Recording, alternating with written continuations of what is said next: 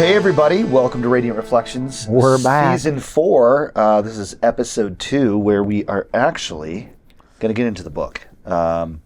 Really excited. So, full disclosure, today is Sunday afternoon, actually. Josh and I just led worship at the church for a couple of services, which was really, really fun. It was really cool move of God. If you don't attend Radiant Life, we would tell you, go check out the Sunday, September 22nd live stream on YouTube. One of our worship leaders, Hannah Carlos, God just used her in a really special way today. It was good. Really good. So check it out. So my voice is a little bit hoarse. Josh's finger is a little bit damaged because he was playing the bass guitar so ferociously. It was quite a thing. Which I should apologize in advance. I was going to swing by my office and reapply deodorant. But I totally forgot. I'm good. So I was like, there's I nothing hope offensive. I'm not like stinking JB out of his own studio. No, you're good. You're good. We're good. We were jamming. We were. It was a fun time. But yeah, let's jump right in, Josh. We are drinking some very lovely coffee from Corvus. It's good. It's very coffee-y tasting. It's unlike. I don't know. It's not as fruity. See, I don't think it's fruity at all. It's got like a black tea.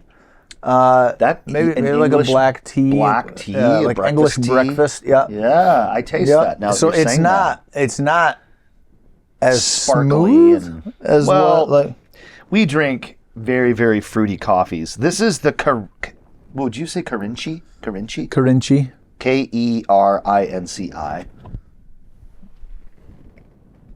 Nope, it's just not going to do it. Huh. From Indonesia. That's how you It's from spell it. Indonesia. This is from Corvus. I have not looked at the tasting notes. Okay. So I have no idea. Well, I'm gonna formally register my black tea. The black tea formally. Okay. Or is that? Do you think that's too generic? Like black tea? No. Okay. I think you're dead on with that.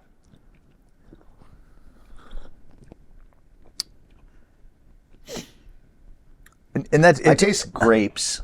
It's almost overpowering. It's a darker. I wonder if it's a medium roast. It's a larger batch than I usually do. I did a 30-gram batch rather than a 25-gram batch through the Kalita, and the Kalita is actually made for 25-gram max dose. So I don't know. It could be me too. So I'm just gonna register the one. I'm saying grape. Okay. That's what I'm tasting. Okay. So this is the Kerinci farmers from Sumatra, Indonesia. That's why it tastes dark. Because anything from the Sumatran region of Indonesia is a darker, earthier tasting. Well, a lot of cafes will take Sumatran coffee. They roast the poop out of it, and it tastes very, very dark. So next to the Sablat National Park and Rainforest at the base of Mount Kerinci, so some mount, a group of producers is breaking from the tradition of wet hulling coffee.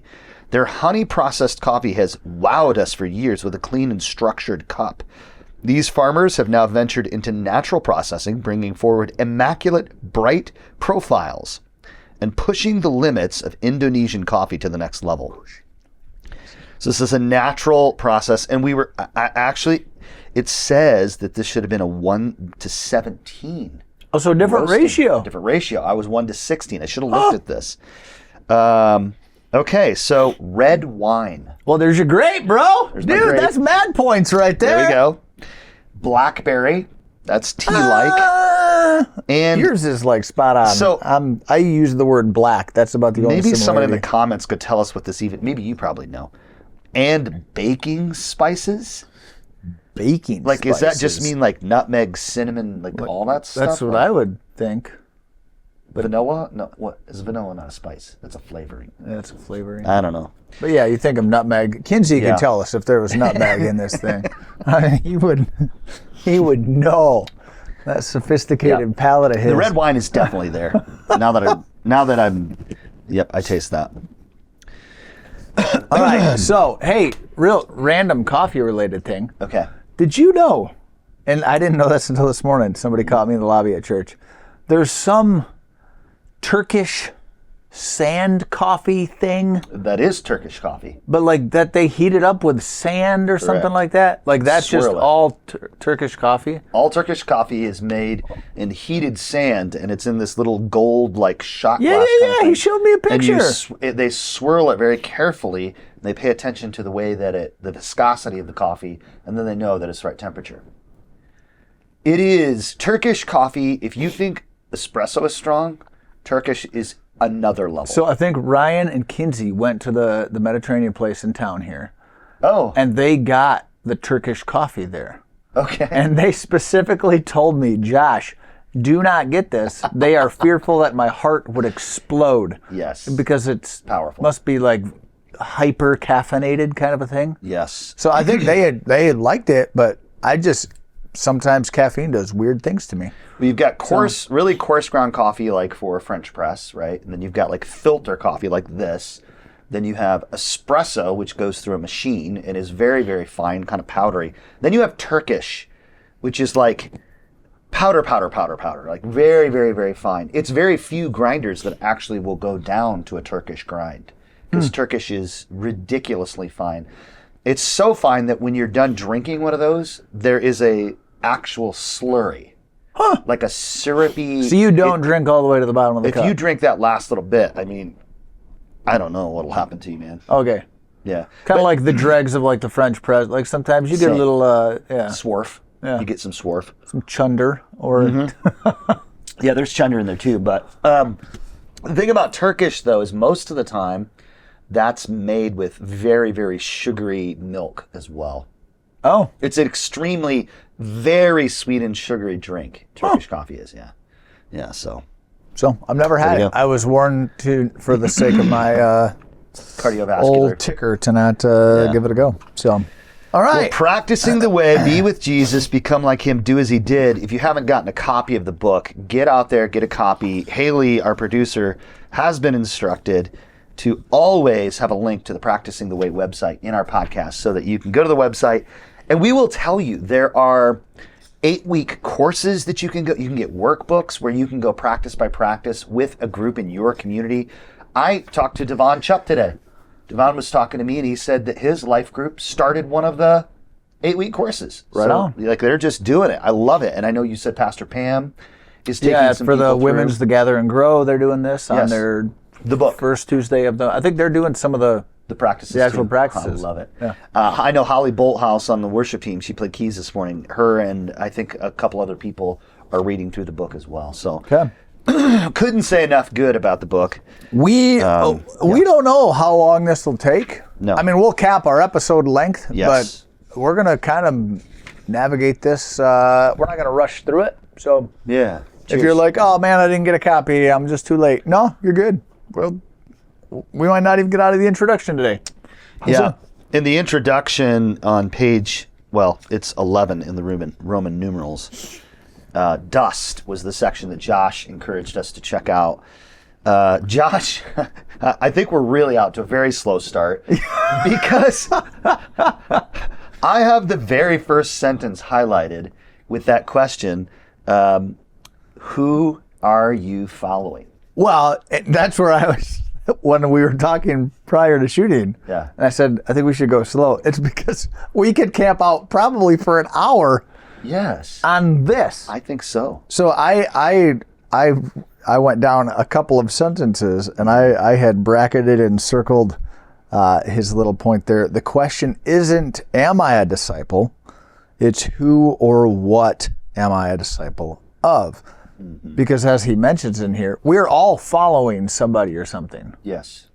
So when we talk about spiritual formation, and we hit on this, briefly, I think last time, we're already being formed. Yeah. There are influences in our life that are shaping us into something. Mm-hmm. Really, I think as we go through this, we're going to see how we have to be very intentional to arrive at some destination that looks, anything like Jesus.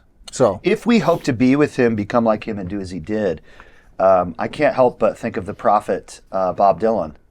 What did Bob say? You're going to have to serve somebody, right?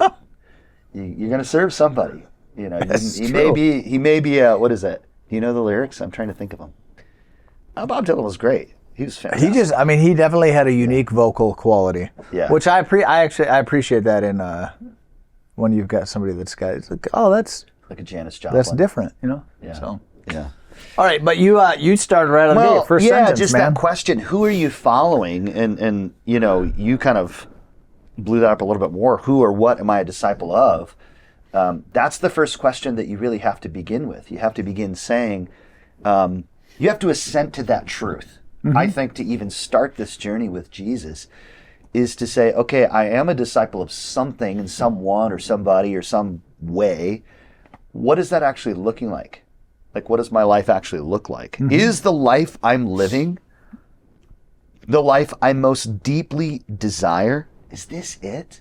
You know, listener, viewer, maybe that's you and you're thinking that. You know, it's like, I feel like somewhere inside of me, like there's something more to this life. Like I was meant for more, and you were meant for more. And you are meant to practice the way of Jesus. You are meant to be with him, first and foremost, to be with Jesus. But you're made to also become like him and then do the stuff that he did. You know, later on in the book, way along the lines, John Wimber, the founder of the Vineyard movement, who was part of the Calvary Chapel movement in Southern California initially with Chuck Smith. He's a little bit more charismatic. He would read the book of Acts, and he'd come to these church meetings, and he would ask the people in the meetings, like, when are we going to do the stuff? And the people are like, what do you mean the stuff? What's the stuff? And he's like, you know, the stuff that I'm reading about in the book of Acts, like, when are people going to get healed? Like, when are there going to be miracles? And like, when is this going to happen? Like, when are we going to do the stuff? And it became intrinsically linked with charismatic and vineyard churches. Like, okay, now we're going to do the stuff. Like, we're gonna open the space up, and we do that. We do this stuff at the Wesleyan Church. At the church, we very much believe. This morning we experienced prophecy through song. We experienced prophecy through the teaching of the Word. We actually, and I think some lives were healed through the sharing of the gospel. People actually coming. But yeah, is this the life that I'm living, Josh? It's a really existential question. Well, have you come to that kind of place? Can you talk, maybe, if you would, a time where you felt that, or? There have probably been multiple times. I mean, for me, like in a pastoral role, I know there have definitely been times where you know, over the years, where you're like, man, is this what church is supposed to be? I love that. Yeah. You know, like, is this really what Jesus had in mind? Yeah. Like, and I'm not, please hear, like, I'm not trying to knock our church or any other church, but it's like, all right, like, if this is all there is, it feels like we're missing something. And I think in a few different ways there have been some of those times of, I'll use a Bill Hybelsism, right? Like holy discontent. I was just thinking that. Yeah. I didn't know that was Bill Hybels. I think Hybels kind of coined that phrase, and I know he had a book, Holy Discontent. Oh, cool. Yeah, I've never read that one. So, like, you know what? There's something unsettled. I mean, maybe in the more, you know, I won't say modern because it's going back. Like the idea of desolation. There's some desolation in me. Ignation. Towards you know these things. Yeah. Yeah. But yeah. So yeah. How about yourself? Yeah. Oh, I mean, that idea of holy discontent for me is always, like, I'm always, and I don't know if that's like an Enneagram or a temperament thing, but I'm always kind of wanting to stir the pot. I'm always kind of like, let's do something new, let's do something different. But I have settled on some of those ancient practices. I didn't know this, and I bet you did. Oh, I don't know. Now, did you know that Ignatius of Loyola, did you know that he was discipled by John? I'm trying to bounce back through some of that history. I mean, it sounds. That's how close Ignatius. Like you know, a lot of people think Ignatius. I knew one of the dudes was. It was him. I don't know that I remembered that it was him. So I'm like, my dad would know. My dad knows church history. Oh, I love it. I love it. Is he thinking about orthodoxy yet? We've had some conversations. I'll tell you what. It is an interesting. Dad, we ought to have you on the podcast one of these days. No, that would absolutely be fantastic. But I think that there is that holy discontent where And I think that we should kind of stay in that. The joy of the Lord should continue to kind of rise. We should experience contentment in some ways, but we should always be saying, where am I needing to be shaped into the image more?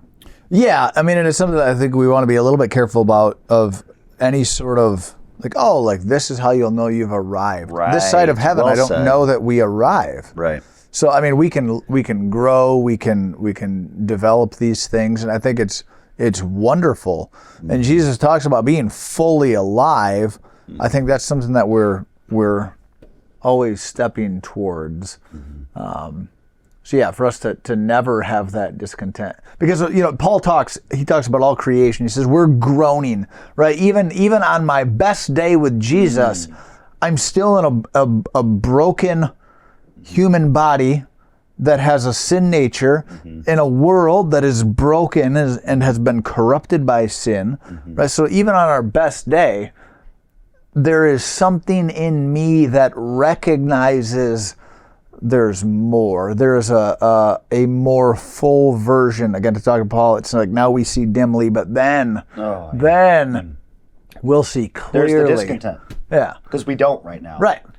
We So we do have see a lot of a brokenness. partial view of what it is that Jesus is actually calling us to, that fully alive. Right. We aspire to that and allow Holy Spirit to remove from us anything that gets in the way of that. Yeah. Yeah. Just continue that work. Anything else on page 11 of Dust, which is literally the preface of the book? That's right. We're not. Nothing else sticking out to me. We're not even technically on the first page. 12. What's sticking out there, Josh? You got a lot. I see. I just saw this a little bit here. Well, because he sums it up with these questions, and maybe that's where we kind of camp out for a little bit here. Yeah. Because I'll go back and read the one before in case anyone's like, that's whatever. Good. But it's who or what am I a disciple of? Our encouragement with any of these things, don't just listen to us talk about these things. Like, actually ask these questions of yourself, right? If being a disciple, you look at what John Mark says, like this language of being an apprentice, right? Which means we be with Jesus, we become like him, we do as he did. If you look at, in a sense, the fruit of your life, right? Who are you being with? Who are you becoming like? And what are you doing, kind of a thing? I don't know, not maybe necessarily directly connected, but this was not too far back. And somebody said, hey, show me your 5 closest friends, and I'll show you what you look like. That's your life in 5 years. Yeah. Right? Like who we're with, and what we're becoming like these things are connected. So if you look at your life, take a snapshot of right now. What does that mean that in the last 1, 2, 3, 5 years, you have been discipled? What has shaped you into who you are now? Yeah. But then also, if you look at what you do right now, 1, 2, 3, 5 years from now, what is your life going to look like based on who you're with, what you're becoming, and the things that you do? Yeah. I think with all these questions, we should actually spend time to kind of wrestle with. Absolutely. We'll bounce over to that page 13 of the Dust section. Yeah. And he asked that question, who or what am I becoming? That kind of connects to that. I'm with you. Again, if nothing in your life changes right now, you just you maintain the status quo, you keep going. What is your life going to look like in the not so distant future? Right. But yeah, well, and the next 2 paragraphs I think are really important. If you plot the trajectory of your life over the next 3 decades, or 5, no, it says 5 decades, doesn't it? Over the next 5 decades, and envision yourself at 70, 80, or 100, what kind of person do you see on the horizon? Does the projection in your mind fill you with hope or dread? For those of us who desire to follow Jesus, here's the reality we must turn and face. If we're not being intentionally formed by Jesus himself, then it's highly likely we are being unintentionally formed by someone or something else. And, he says highly unlikely. We would say unequivocally. And he does too later in the book. He talks about, how we're being shaped and formed. Josh, maybe let's pause right there. and think about a place, maybe we'll both share, a discovery where we recognized that we were being shaped by something, that we were being discipled, that we weren't aware of, and then all of a sudden God gave some awareness to us, like, whoa, that's shaping me. That's So I'll give one, and I don't know that I've shared this before, but so if it's a repeat and you're like, yeah, it's old news, sorry. But I want to hear it. There's a band, and I'll be fully transparent. I still, every now and then, I still listen to it. It's a band that years ago I was like, you know what? I think listen to this. This doesn't affect me in positive ways. Okay, music. So yeah, but there's one specific band in particular. So I went for a season where I never listened to it. Years later, I went back like, man, you know what? I really like to jam to a little bit of this, and so I'd put some on.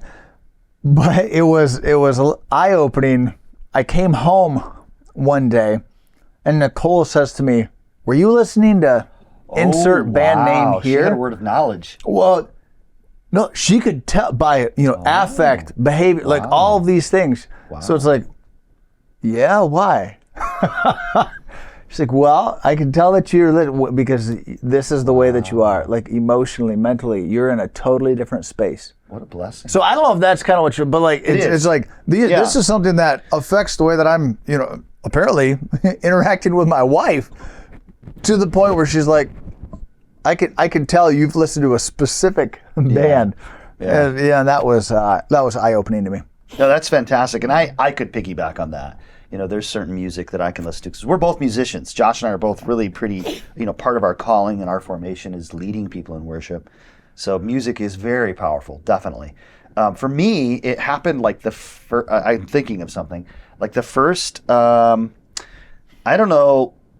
or 4 weeks of the COVID crisis. It was the weeks when President Trump was on TV every night. Do you remember when he was like doing like a press conference every single night? Like he was getting on TV and we're sitting in our living room like this thing is happening.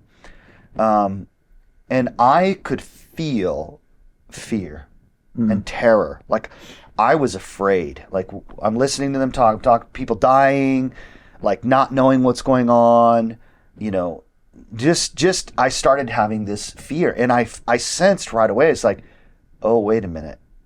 This is shaping me. This is not good. And I could sense that I was being discipled in fear, essentially, by listening. It wasn't that he was saying untrue things. It wasn't that the facts that, I'm not speaking to the crisis itself, and I'm not really even speaking to how he handled it or didn't handle it. None of that. I'm just literally saying the facts as they were being presented to me was making me afraid. And I could feel in my physical body this response. And that was the last time I watched any 3-letter network news. Was that this March will be 5 years, but 4.5 years that I have stayed away from news because I can't do anything about it. There's nothing I can do. There's one news source, and you guys have heard me talk about it a lot, the Pour Over News podcast, which I listen to Monday, Wednesday, Friday, 3 to 5 minute podcast. Highly recommend it. They just read headlines and then they weave scripture in between. I do the email version. Email's great. I get the pour over email. Yeah. I find that it gives me enough to be aware and be able to have relatively intelligent conversations with people, like about what's going on in the world, but removed enough that I'm not wallowing in fear. But yeah, those are. Now I want to bounce back actually to that previous page because he doesn't spend a lot of time on it, but he unpacks I think a pretty important thing here. For us culturally, particularly in the United States, Western culture in general, very individualistic. We celebrate the self-made man or that entrepreneurial, independent woman, and we can easily buy into the lie that we arrived where we are because of all the decisions we made and I figured this out. Sure. When in reality we are all products of some sort of programming If that's, I don't know, maybe that's genetic, a little bit too conspiratorial. But I mean, but even cultural, like he briefly mentioned social media, right? Like the algorithms, the things you see are not accidental. Mm-mm. All right, so you can't sit there and tell me, oh yeah, my Facebook feed, my whatever feed is well-rounded, and I get he uses the word perspectives. nefarious. Yeah. Which, if you ever read his book Live No Lies, he goes down that rabbit hole a little bit deeper. But we are all being influenced by these things. You mentioned news networks. Mm-hmm. Like if all day long, every day, I just have these news anchors, whatever they're saying, consciously or subconsciously, this is going to affect the way I view everything. Yes. Because we sit in this little echo chamber, and and that's the way that we think the world is. That's the way we think that all good, decent people think. Mm-hmm. I think it's worth reading that bottom paragraph, just kind of summarize what you just said. With the rise of social media empires and their spooky digital algorithms, these powerful forces now have direct access to our flows of consciousness every time we slide our thumbs across our phones. What we are led to believe are just ads, news links, retweets, and random digital flotsam are in reality mass behavior modification techniques intentionally designed to influence how we think, feel, believe, shop, vote, and live. To quote the tech philosopher Jaron Lanier, what might once have been called advertising must now be understood as continuous behavior modification on a titanic scale. The world, as it's called in the New Testament, is forming us constantly. Again, and we probably joked about this, right? Like, have your phone and talk about some random thing. It's listening. And you're, wow, all of a sudden I'm getting ads for this very thing. Hey, JB. Imagine that. Hey, JB, have you checked out that new grinder from Hario? Right. Guess what I'm going to have ads for, probably within the next 24 hours on my feet, right? Like, and then, it's bonkers. Well, and I think that's why and remember what we said in the introduction to this season. We said to you that the goal of the entire season 4 of Radiant Reflections and going through this book is for you to come out on the other end, whenever we're done with this, with a rule of life. We want you to craft your own rule of life, and it may be only a few sentences to start with. Remember, it's removing before it's adding. And ding, ding, ding, what's one of the first things that you probably should be removing from your life? It's our phones. And I don't mean that in a like a Luddite way, like no phones, no social media. That's not what I mean. I'm talking about healthy, Holy Spirit-led limitations.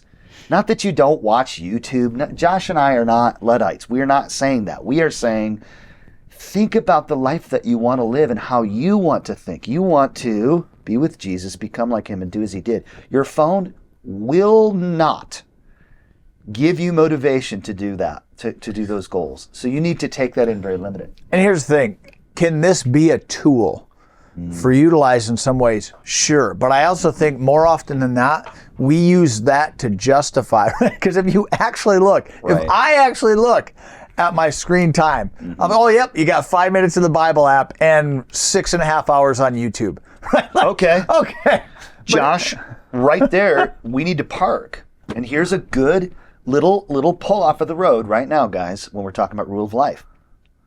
What did Josh just talk about? He talked about data and metrics. He said, how much time, A, am I spending on the Bible app? How much time, B, am I spending on social media? Now, let's take those numbers and let's compare them.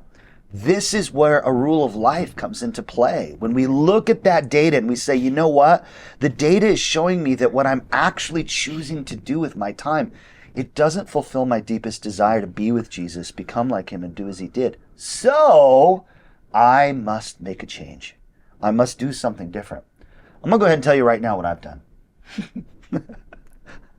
And this was important. I have set up, in your phones, whether it's Android or iPhone, I've set up limits on my phone for the amount of social media that I'm going to consume in a day.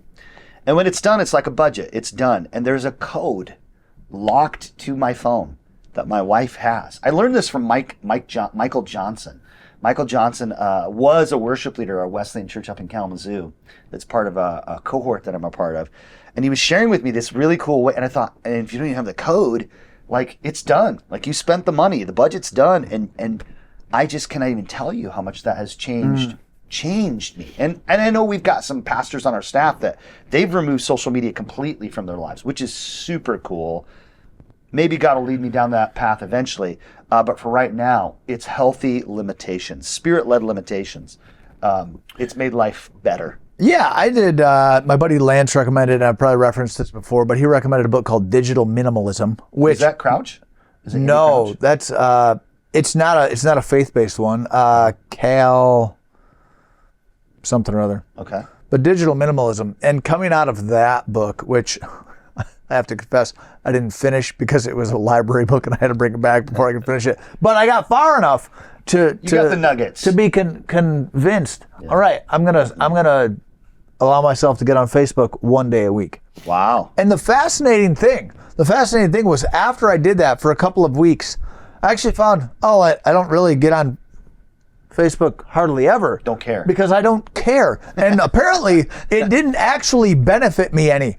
Like, I don't feel at all less than for not being on Facebook. Yeah. What are you actually missing? But when you're doing it I'll just quick pop on Facebook.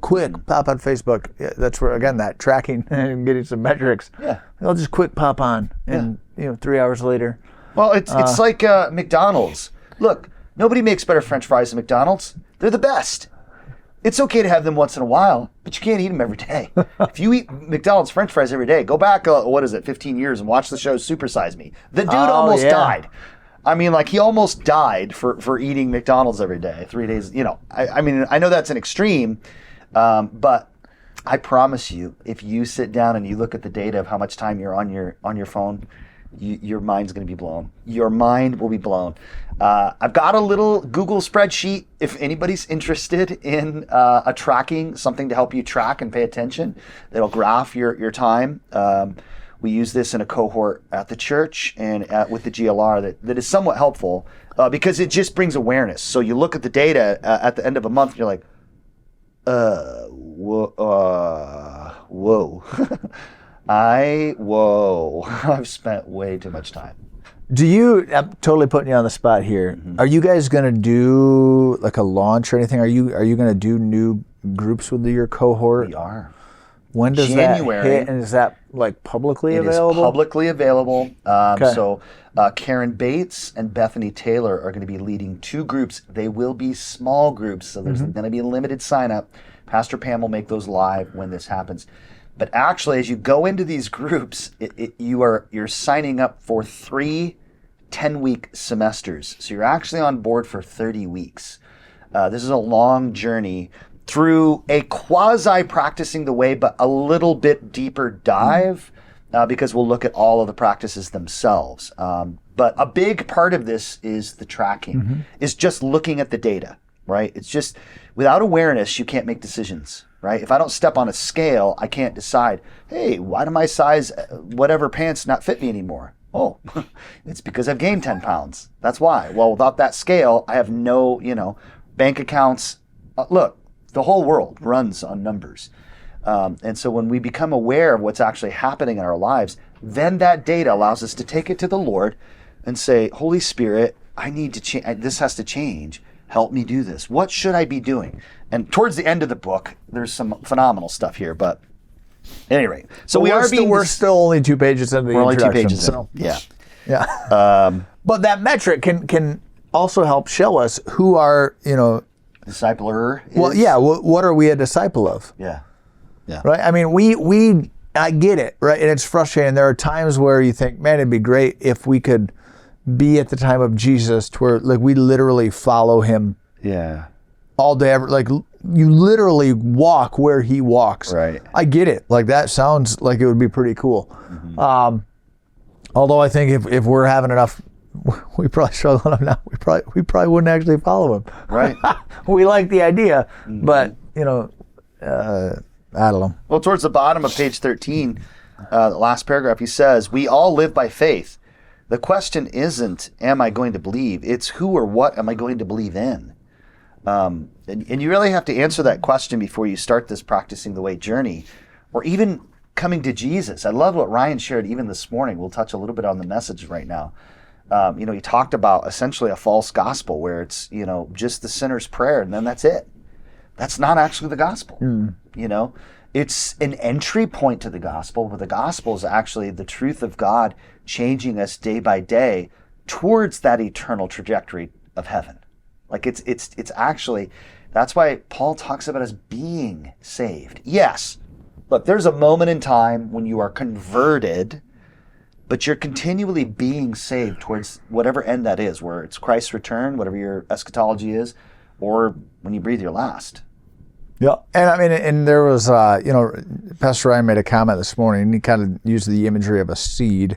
But I think as we go into these things, bear in mind this is a growing process, right? It might feel like you're pouring water on this every day, and you're not seeing anything poke through the soil yet, right? Just give it time.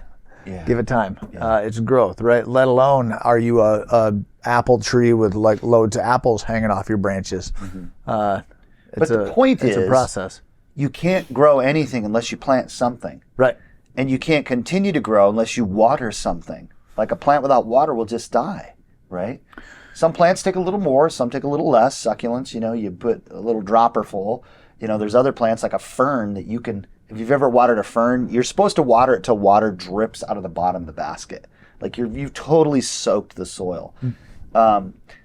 But the point is, you cannot grow what you don't plant. If there's no seed in the ground, nothing's going to grow. It's just going to be dirt. So what are you planting and what's growing? I think that's a great way to look at it. Anything else, Josh, on page 13 of the dust? No. And when we're saying this, it's the Roman numerals. Yeah, we're not to the actual page numbers yet. But page 14, 14 and 15, Josh, what's sticking out?